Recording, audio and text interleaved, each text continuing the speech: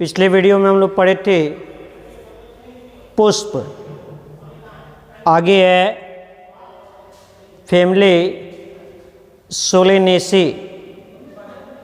तो किसी भी फैमिली का यदि हमें लक्षण, उसका आवास स्थान, हैबिटेट, ये सब यदि हमें पढ़ना है तो कुछ जो है उदाहरण उस फैमिली का हमें याद रखना होगा। जैसे इस फैमिली में आता है आलू, बैगन, रसभरी, मिर्च, टमाटर, रात की रानी, एट्रोपा बेलाडोना, निकोटियाना, टोबैको, ये सब के सब पौधे जो है इस फैमिली सोलेनेसी के अंतर्गत आते हैं। तो अब इसका जो है वास स्थान क्या है, हैबिटेट क्या है, इसका हैबिट अर्थात ये एक वर्षीय है या बहुवर्षीय है, क्या है इनका अध्ययन। तो इतने पौधे को आपने जाना। तो इसमें से अधिकांश पौधे जो है वार्षिक शाक होते हैं। शाकीय पौधे अर्थात ऐसे पौधे जिनका तना कोमल हो, ऐसे पौधे को शाक पौधा कहते हैं। तो अधिकांश पौधे जो है इस फैमिली में वार्षिक शाक होते हैं। जैसे सोलेनम नाइग्रम, सोलेनम टार्वम एक झाड़ी है। ऐसे है साइफोमेंडा बिटेसिया, जो कि सामान्यतः जो है ट्री टोमेटो के नाम से जाना जाता है। और यह ट्री टोमेटो जो है एक छोटा सा जो है वृक्ष है। तो इस प्रकार से देखते हैं कि फैमिली सोलेनेसी में जो है शाकीय पौधे भी हैं, झाड़ी भी हैं और छोटा वृक्ष भी है। ये सोलेनम ट्यूबरोसम में निचली पत्तियों के कक्ष की शाखाएं जो हैं ये भूमि में प्रवेश कर जाती है तथा अपने सिरे पर जो है भोजन की मात्रा को संचित करती है, जिससे कंद के रूप में जो है फूल जाती है। जैसे जो आलू होता है वो आलू ही क्या है, सोलेनम ट्यूबरोसम है, उसका वनस्पतिक नाम है।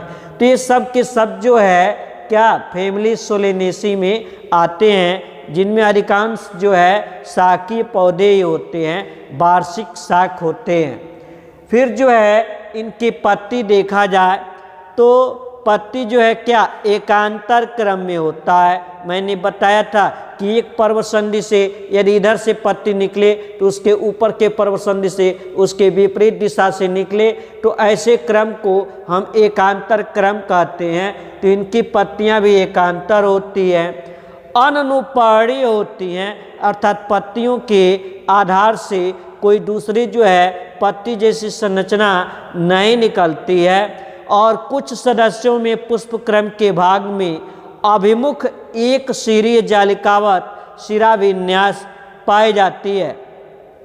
इसके बाद पत्ती के बाद चलते हैं इनफ्लोरेसेंस, पुष्पक्रम। पीछे हमने पुष्पक्रम जब पुष्प पढ़ाया था तो उसमें हम लोग पुष्पक्रम पढ़े थे कि इनका पुष्पक्रम क्या होता है, समीमाच्छ, अर्थात ऊपर की कलिका जो है वो पुष्प के रूप में जो है परिवर्तित हो जाता है, जिसके पुष्पावली वृंत की लंबाई में वृद्धि जो है रुक जाती है, युग्म शाखित होती है, समीमाच्छी होती है। जैसे धतूरा एकल शाखी, धतूरा जो युग्म शाखित है, दो पुष्प निकलते हैं। एकल शाखी वृश्चिकी समीमाच्छी भी होता है, जिसके अंतर्गत जो है एट्रोपा बेलाडोना आता है, या कुंडलिनी रूप समीमाच्छी भी होता है, जिसमें जो है सोलेनम नाइग्रम जो है आता है। आगे है पुष्प, पुष्पक्रम के बाद पुष्प। तो पुष्प जो है सपत्री होता है, ब्रैक्टिएट होता है। ब्रैक्टिएट अर्थात पुष्प के साथ जो है पत्ती जैसी संरचना जो है जुड़ी होती है, अथवा असहपत्री हो सकता है, अर्थात पुष्प के साथ ये पत्ती जैसी संरचना नहीं भी हो सकती है। सपुष्प वृंत होता है, अर्थात पुष्प में डंठल जैसी संरचना स्टाल्क होता है, जिसे तोड़ने के बाद हम पुष्प को पकड़ते हैं। तिर्ज्या सम्मिति होता है, अर्थात पुष्प के केंद्र मानकर यदि किसी भी जीवा के द्वारा केंद्र से होकर काटा जाए तो दो अर्ध सम भागों में विभाजित हो सकता है, तो तिर्ज्या सम्मिति है। लेकिन अंडपों की तिरछी स्थिति के कारण जो है वास्तव में ये तिर्ज्या सम्मिति नहीं है, एक व्यास सम्मिति है, उभय लिंगी है, अर्थात इसमें एंड्रोसियम और गाइनोसियम दोनों पाया जाता है। चक्रिक होता है। अधोजाय, अधोजाय अर्थात इस पुष्प के अन्य भाग जो है ये ओवरी के नीचे से निकलते हैं। फिर अगला जो चक्र आता है, अर्थात पुष्प का जो सबसे पहला चक्र है, बाह्य चक्र है, ये है कैलेक्स बाह्यदल पुंज। तो बाह्यदल पुंज की संख्या सोलिनेसी कुल में जो है 5 होता है, और ये पांचों बाह्यदल जो है आपस में जुड़े होते हैं, संयुक्त बाह्यदल होता है। इनके लगने का जो क्रम होता है, या तो ये बाह्यदल का किनारा ऐसे आपस में स्पर्श करता है तो कोर स्पर्शी होता है, अथवा कोर छादी विन्यास भी हो सकता है, अर्थात एक बाह्यदल दूसरे बाह्यदल के ऊपर चढ़ा रहता है, अर्थात बाह्यदल का एक सिरा चढ़ा हुआ दूसरा सिरा दबा हुआ, तो कोर छादी विन्यास भी हो सकता है। कुछ पौधों में जो है ये बाह्यदल जो है दीर्घ अस्थायी होते हैं, जैसे बैगन। बैगन में देखे होंगे कि बैगन की जो डांटी होती है उसके नीचे, वो डांटी क्या है, वो पुष्प वृंत है, और उसके नीचे जो है ये बाह्यदल जो है अस्थायी रूप से जो है उस बैगन पर लगा रहता है, तो ये है कैलेक्स। इसके बाद आता है करोला। करोला जिसे हमने पुष्प पढ़ाते समय कहा था कि पुष्प का सबसे आकर्षक अंग है, तो करोला क्या 5 दल होते हैं, और ये पांचों जो है संयुक्त दली होते हैं, आपस में जुड़े होते हैं, नलिकाकार होते हैं, जैसे सेस्ट्रम, या घंटाकार भी हो सकते हैं जैसे एट्रोमा, एट्रोपा, और चक्राकार भी हो सकता है जैसे सोलेनम। फिर आता है एंड्रोसियम, अर्थात पुमंग, जो कि पुष्प का नर जनन अंग है, और ये पुंकेसरों के मिलने से बनता है।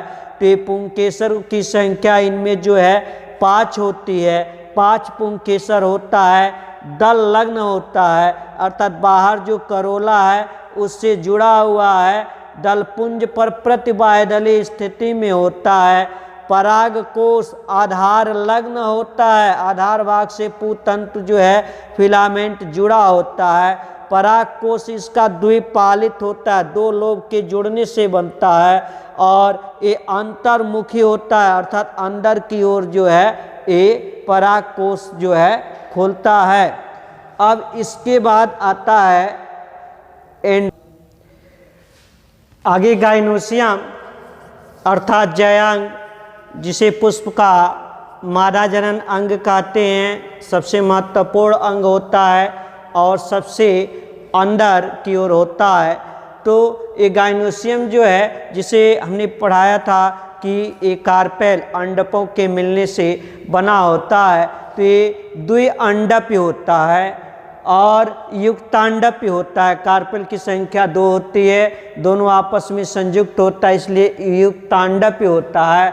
अंडाशय जो है सुपीरियर होता है, और दोनों अंडाशय मध्यस्थ स्थिति में जो है, आधे की स्थिति में जो है थोड़ा सा दक्षिणावर्त, आंशिक रूप से दक्षिण की ओर जो है, दक्षिण की ओर का मतलब कि राइट हैंड की ओर जो है ये मुड़ जाते हैं, तथा विकर्ण या तिरछी स्थिति में आ जाते हैं। अंडाशय जो है प्रायः द्विकोष्ठकीय होता है, जैसे सोलेनम, और कुछ जो है ये द्विकोष्ठी होता है, लेकिन कूटपट असत्य पट बीच में जो है बन जाने के कारण जो है ये द्विकोष्ठकी जो है ये चतुष्कोष्ठकी जैसी संरचना में जो है बदल जाता है। 4 कोष्ठक अंडाशय में दिखाई देने लगता है स्कूट पट के बनने के कारण, जैसे धतूरा में या कुछ में जो है 4 से भी अधिक कोष्ठक दिखाई देने लगते हैं अंडाशय में, अर्थात बहुकोष्ठकीय हो जाता है,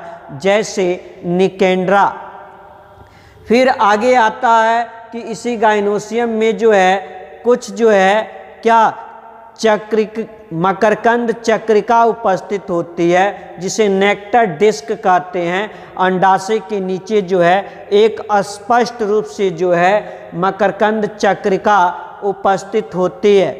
और इस सोलेनम में जो है जो फ्रूट होते हैं, फल होते हैं, वो कैसे होते हैं, किस श्रेणी के होते हैं। तो इसमें फल जो है सरस फल, जैसे टमाटर जो है सरस फल है, बैगन है ये भी जो है सरस फल है, या संपुट कैप्सूल के रूप में भी फल पाए जाते हैं, जैसे धतूरा। फिर आगे आता है फ्लोरल फार्मूला।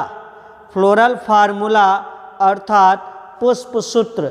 अब तक हमने पुष्प से लेकर और यहाँ गाइनोसियम तक कि जो भी हम पढ़ा उसको जो है एक सूत्र के रूप में एक लाइन में लिख सकते हैं। और यदि किसी फैमिली का किसी पुष्प का पुष्प सूत्र याद हो तो उसका सारा कैरेक्टर उदाहरण याद हो तो हम हैबिट स्वभाव लिख सकते हैं, पुष्प लिख सकते हैं, पुष्प क्रम लिख सकते हैं।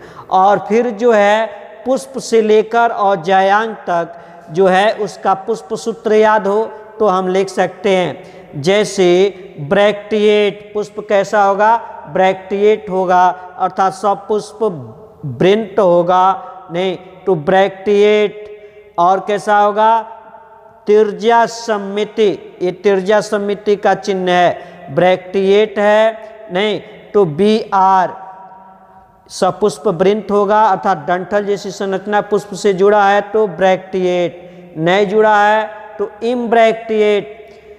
तिर्जा सम्मिति है तो प्लस का चिन्ह देकर इसे वृत्त में बंद कर देते हैं तो तिर्जा सम्मिति। पुष्प कैसा होगा, बाइसेक्सुअल, द्विलिंगी होगा, अर्थात एंड्रोसियम और गाइनोसियम दोनों पाया जाएगा। कैलिक्स, कैलिक्स C से लिखते हैं, करोला भी C से लिखते हैं, इसलिए यहाँ कैलिक्स को जो हम K से डिनोट करते हैं, एक कुंजी है तो कैलिक्स अर्थात क्या, बायडल। अभी हमने बताया कि बायडल की संख्या कितनी होती है, 5, तो यहाँ हमने 5 लिख दिया।